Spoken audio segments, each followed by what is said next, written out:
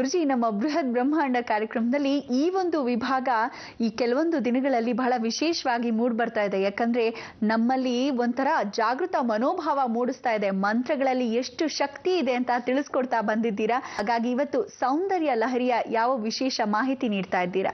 ಇವತ್ತು ಎಲ್ಲ ವೀಕ್ಷಕ ಬಾಂಧವರಲ್ಲಿ ಪರಿಪೂರ್ಣವಾದ ಸ್ವಾಗತವನ್ನ ಮತ್ತೆ ತಿರುಗಿ ನಾವು ಬರ್ತಕ್ಕಂಥ ವಿಚಾರ ಮಂಗಳವಾರ ಶುಕ್ರವಾರ. ಈ ಮಂಗಳವಾರ ಶುಕ್ರವಾರದಲ್ಲಿ ಮಂಗಳವಾಗಿರ್ತಕ್ಕಂಥ ಅನುಗ್ರಹ ಸಾಕ್ಷಾತ್ ಶುಕ್ರಾಚಾರ್ಯರದು, ಸಾಕ್ಷಾತ್ ಮಂಗಳದೇವಂದು. ಅಂದ್ರೆ ಅಂಗಾರಕ ಕುಜ.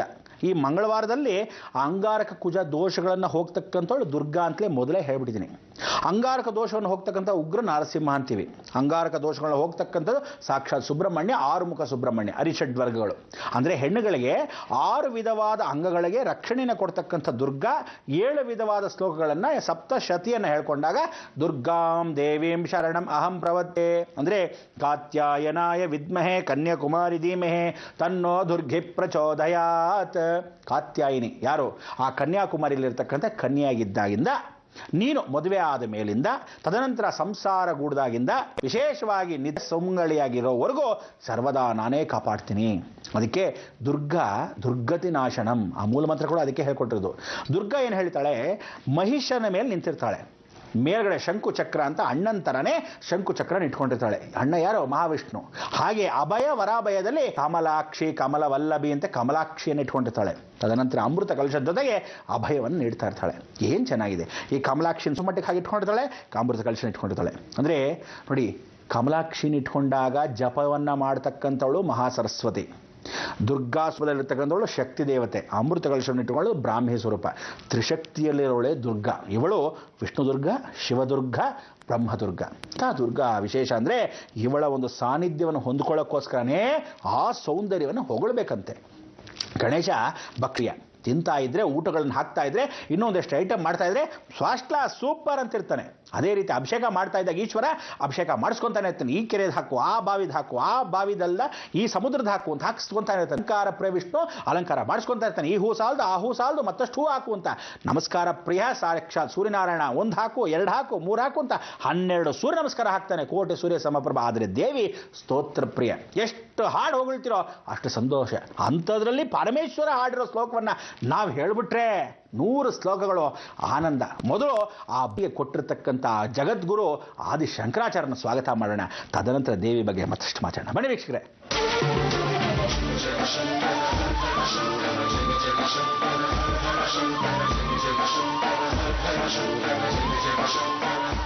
ಜಯ ಜಯ ಶಂಕರ ಹರ ಹರ ಶಂಕರ ಜಯ ಜಯ ಶಂಕರ ಗೌರಿ ಶಂಕರ. ಈ ಗೌರಿ ಶಂಕರ 12 ಜ್ಯೋತಿರ್ಲಿಂಗದಲ್ಲಿರ್ತಕ್ಕಂಥ ಪರಮೇಶ್ವರನು ಪಾರ್ವತಿಯನ್ನು ಹೊಗಳಬೇಕಾದ್ರೆ ಎಷ್ಟು ಸೌಮ್ಯದಿಂದ ಯಾವ ಸಮಯದಲ್ಲಿ ಅವನು ಏಕಾಂತವಾಗಿದ್ದಾಗ ಆ ದೇವಿಯನ್ನು ಹೊಗಳಿರ್ತಕ್ಕಂಥ ವಿಚಾರವನ್ನು ಶಿವನ ಅಂಶವೇ ಆಗಿರ್ತಕ್ಕಂಥ ಸ್ವತಃ ಶಂಕರನೇ ಭೂಮಿಗೆ ಬಂದು ಆದಿಶಂಕರಾಚಾರ್ಯ ರೂಪದಲ್ಲಿ ಬಂದಿರೋದು. ಇವತ್ತು ಅದ್ವೈತ ಸಿದ್ಧಾಂತ ಇಡೀ ಜಗತ್ತಲ್ಲಿ ಹೊಮ್ಕೊಂಡಿರ್ತಕ್ಕಂಥ ಅದ್ವೈತ ಸಿದ್ಧಾಂತ ಒಬ್ಬರೇ ಆದಿಶಂಕರಾಚಾರ್ಯರು.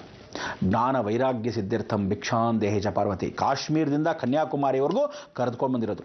ಅದಕ್ಕೆ ನೀವೆಲ್ಲ ಆ ಸರಸ್ವತಿ ನಮಸ್ತುಭ್ಯಂ ವೇ ಕಾಮರೂಪಿಣಿ ವಿದ್ಯಾರಂಭಂ ಕರಿಷ್ಯಾಮಿ ಸುದ್ಧಿರ್ಭವತು ಬೇಸದ ಆ ವಿದ್ಯೆಯನ್ನು ಕೊಡ್ತಕ್ಕಂಥ ಸರಸ್ವತಿಗೆ ಪ್ರಾಣ ಪ್ರತಿಷ್ಠಾಪನೆ ಮಾಡಿರೋದೇ ಸರಸ್ವತಿ ಜ್ಞಾನ ಚಿನ್ಮುದ್ರೆ. ಆ ಜ್ಞಾನವನ್ನು ಕೊಟ್ಟರು ಆದಿಶಂಕರಾಚಾರ್ಯರು.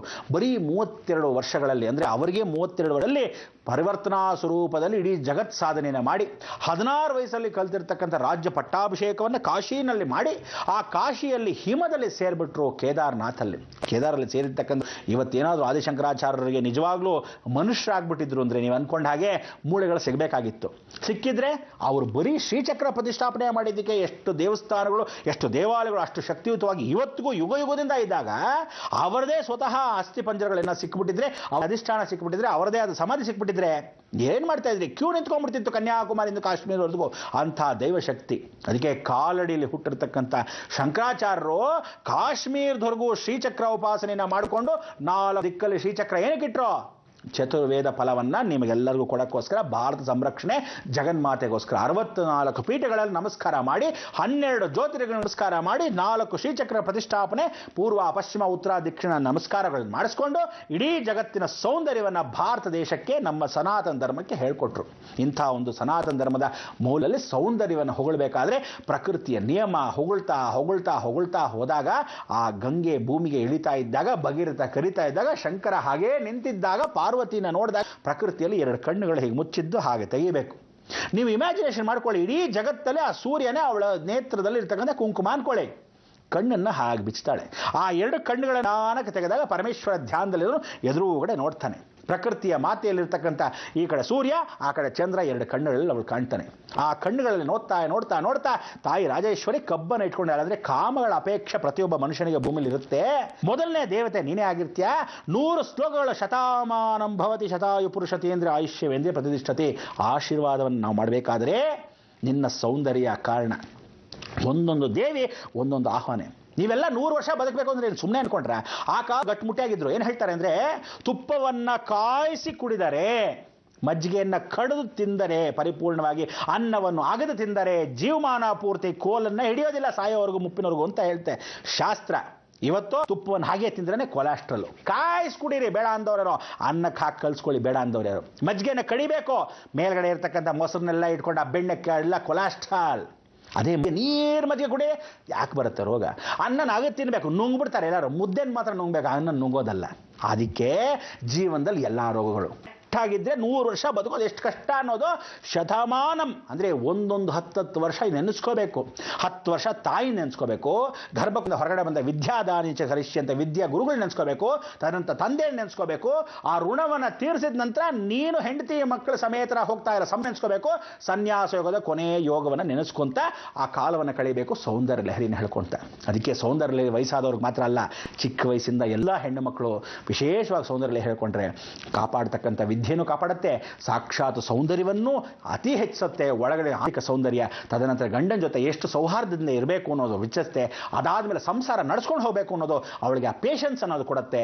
ತದನಂತರ ಬಾಳ್ವಿಕೆ ನಡೆಸೋದು, ಗಂಡ ಇಲ್ಲದೆ ಹೋಗಲಿ ನನ್ನ ಜೀವನ ಸಾಧನೆ ಮಾಡಬೇಕು ಅಂತ ಎಷ್ಟೋ ಜನ ಹೆಣ್ಮಕ್ಳು ಇವತ್ತು ದಿವಸ ನೇಣು ಹಾಕೊಂಡು ಸತ್ತು ಹೋಗಿದ್ದಾರೆ. ಯಾಕೆಂದರೆ ಅವರಲ್ಲಿ ಆ ಸಾಧನೆ ಮಾಡೋ ಶಕ್ತಿನೇ ಇಲ್ಲ.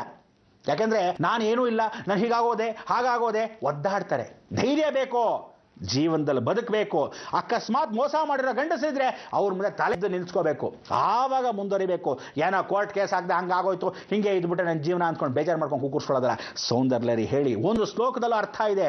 ಆ ಅರ್ಥವನ್ನು ನಿಮಗೆ ತಿಳಿಸೋಷ್ಟರಲ್ಲಿ ಜೀವನ ಪ್ರತಿಪೂರ್ವಕವಾಗಿ ಸಾರ್ಥಕತೆ, ಜನ್ಮ ಸಾರ್ಥಕ.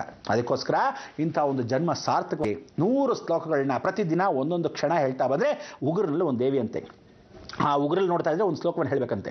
ಕಣ್ಣಲ್ಲಿ ಒಂದು ದೇವಿ ಅಂತೆ, ಕಣ್ಣನ್ನು ಒಂದು ಹೇಳಬೇಕಂತೆ. ಕಿವಿಯಲ್ಲಿ ಶ್ರವಣ ಅಂತೆ, ಕೇಳ್ತಾ ಇದ್ರೆ ಒಂದು ವಿಶೇಷವಾಗಿ ಶ್ಲೋಕವನ್ನು ಹೇಳಬೇಕಂತೆ. ಅಂದರೆ ಒಂದೊಂದು ಪ್ರತಿಫಲ ದೇಹದಲ್ಲಿ ಅಂಗಗಳಿಗೆ ಆರೋಗ್ಯನೂ ಕೊಡುತ್ತಂತೆ, ಜೀವನದ ಫಲ ಕೊಡ್ತಾ ಹೋಗ್ತಾಳಂತೆ. ವಿದ್ಯೆ ಕೊಡ್ತಾಳಂತೆ, ಬುದ್ಧಿ ಕೊಡ್ತಾಳಂತೆ, ಜ್ಞಾನ ಕೊಡ್ತಾಳಂತೆ. ಜ್ಞಾನ ಒಂದು ಕೊಟ್ಟರೆ ಸಾಕ, ಧನ ಐಶ್ವರ್ಯವನ್ನು ಕೊಡಬೇಕಂತೆ. ಸಂಪಾದನೆ ಮಾಡೋಕ್ಕೆ ನಿನಗೆ ಆ ಬುದ್ಧಿ ಆ ಸಮಯಕ್ಕೆ IQ ಅಂತ ಬರಬೇಕಂತೆ. ಎಲ್ಲ ಬರೋಕ್ಕೆ ಸೌಂದರ್ಯ, ಹೃದಯ ಸೌಂದರ್ಯ ದೊಡ್ಡದು ನೋಡ್ಕೊಳ್ಳೋದಲ್ಲ, ನಿಜವಾಗ್ಲೂ ಆಂತರಿಕ ಸೌಂದರ್ಯ. ಇದಕ್ಕೆ ಹೇಳ್ತಾರೆ, ಇವತ್ತು ಹಣ್ಣು ಉಗಿದು ಬಿಸಾಕ್ಬಿಡ್ಬೋದು, ಎಲ್ಲ ಎಂಜಲ್ಮಯ. ನಾವು ಹೇಳೋ ಮಂತ್ರವೆಲ್ಲ ಬಾಯಿ ಎಂಜಲು, ಮಡಿ ಆಚರಣೆ ಅಂತೀರ. ಇವತ್ತು ದಿವಸ ನೀರು ಕುಡಿಯೋಕ್ಕೆ ಮೊದಲು ಮೀನು ಎಂಜಲು, ಹಾಲು ಕುಡಿಯೋಕ್ಕೆ ಮೊದಲು ಹಾಳೆ ಎಂಜಲ್ ಮಾಡಿರುತ್ತೆ. ಆದರೆ ಜೀವನದಲ್ಲಿ ಶುಚಿರ್ಭೂತವಾಗಿರೋದು ಎಲ್ಲ ಎಂಜಲ್ಮಯವೇ. ಆದರೆ ಒಳಗಡೆ ಮಾತ್ರ ಹೃದಯ ಸಾಮ್ರಾಜ್ಯ ಸೌಂದರ್ಯ ಅಂದ್ರೇನೋ ಶುಚಿತ್ವವಾಗಿರಬೇಕು, ಮನಸ್ಸು ಚೆನ್ನಾಗಿರಬೇಕು. ಅದು ಚೆನ್ನಾಗಿದ್ರೆ ಹೊರಗಡೆ ಆಂತರಿಕ ಸೌಂದರ್ಯ ಎಲ್ಲ ಚೆನ್ನಾಗಿರುತ್ತೆ. ಅದಕ್ಕೆ ಇವತ್ತು 5 ವರ್ಷಗಳ ಕಾಲ ಸೌಂದರ್ಯವಾಗಿ ಸುಖವಾಗಿರೋ ಬೃಹತ್ ಬ್ರಹ್ಮಾಂಡ ಕಾರ್ಯಕ್ರಮ ಏನಂತೀರಾ?